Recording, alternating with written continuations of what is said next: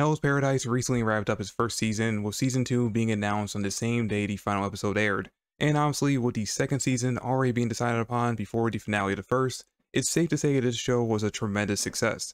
And I didn't even need this confirmation to figure out if the show was well received, because every week on the day a new episode aired, my Twitter timeline was filled with nothing but clips and tweets from fans gushing over how amazing the show was, which made avoiding spoilers incredibly difficult as I was waiting until the week of the final episode to binge the entire show.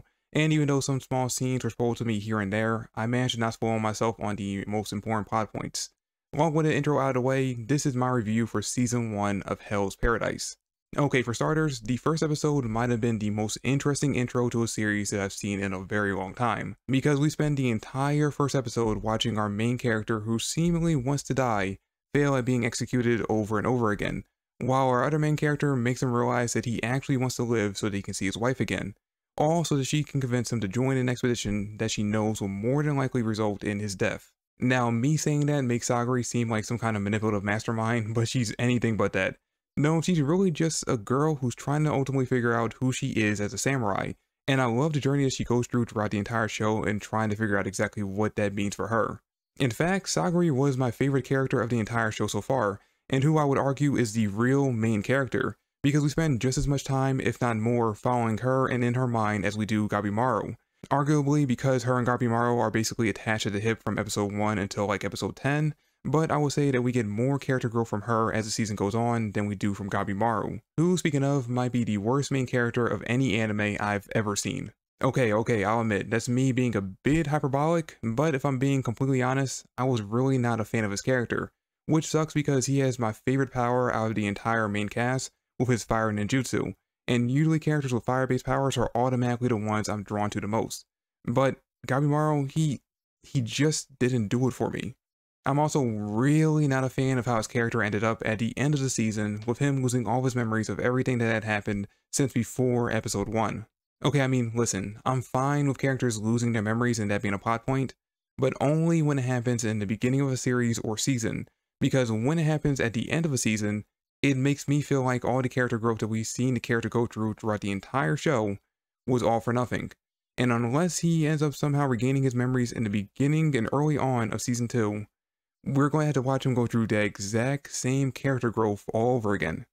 Actually, more growth than in the first season, because now he doesn't even have clear memories of the sole reason why his growth began in the first place, his wife.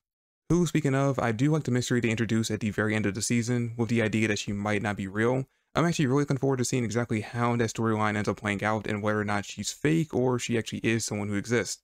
But getting back to things I wasn't fond of, the two brothers we follow in season 1, wasn't a fan of them. I completely would be fine if they were written out the show completely.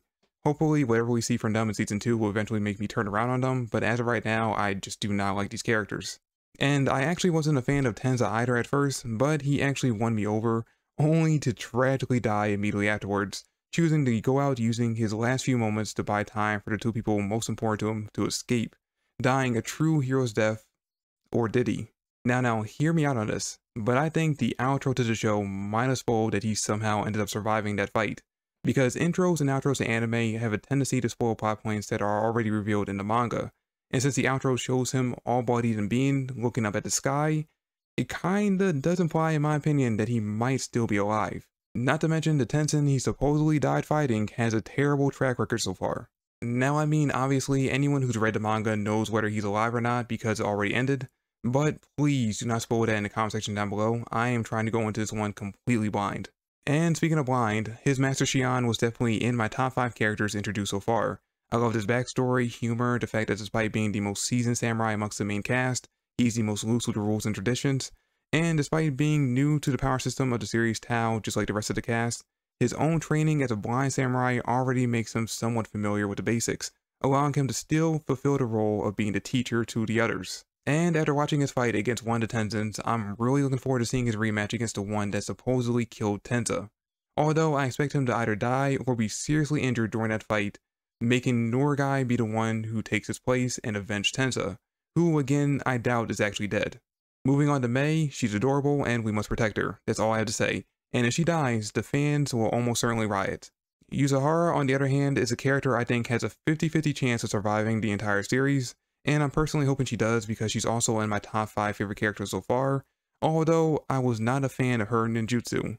I had actually seen the picture of her on Twitter activating her powers, and at first I thought it was originally just like some kind of like pervy fan edit of the character since she's kind of provocative, and only to find out, no, that's actually what her ability is. And yeah, I was very disappointed. I was also disappointed by the fact that she didn't get to use Tao in the first season.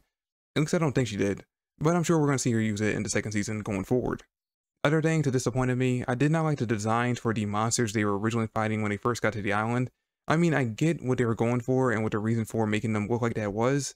I just was personally not a fan of the designs artistically. Also, I expected us to have more build up to the monsters beforehand. Like I thought when we originally got to the island, we start off with the first like maybe 5-6 episodes of them just fighting against other humans.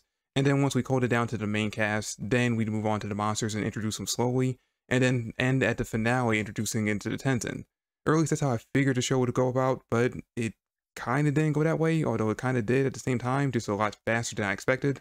I mean, I had read like one chapter of the manga, you know, chapter like 129 or something like that, way later in the series, and I knew that there were monsters that they would end up fighting, so I knew that there would be monsters on the island at some point. I was just hoping again to a slower build up to that, like that'd be the season finale or something. And you know, speaking of the Tenzin, those guys were not what I was expecting to be the big bosses of the island. I mean, androgynous, you know, flower people, that's cool, that's weird, that's new. I'm looking forward to seeing more of them. I'm disappointed that we already killed one in season 1 and already basically beat one to damn near death at the episode before that. But I'm assuming that the 2 we've seen so far in action in the season were the weakest amongst them, so I'm looking forward to seeing what the rest can do. And when it comes to their big boss, I'm actually really looking forward to seeing what his powers are and what he does that's different from them. Also, I'm sure the character they introduced at the very end of the season was someone who's going to end up being very important, but at the right now, I do not care at all about this character, and I'm more interested in getting back to the main cast and seeing what's going on with them. Now, I know it sounds like I have a lot of negative things to say about the show, but ultimately, I actually had a lot of fun watching it and I really enjoyed it. And I can understand why fans were so hyped about it throughout the entire season. It was really good, possibly the best show I watched this entire season of anime. And I'm actually looking forward to season 2. I'm actually probably going to review every episode as it comes out, or at least the important ones. But yeah, ultimately I'd give the show possibly a 9.5 out of 10. I'm actually very interested in watching season 2. I'm going to try to avoid and resist the urge to read the manga and try to just keep as an anime only, but we'll see how long that lasts. Anyway, that is my review of season 1 of Hell's Paradise. Thanks for watching, guys, and let me know what you thought about it in the comment section down below. Peace.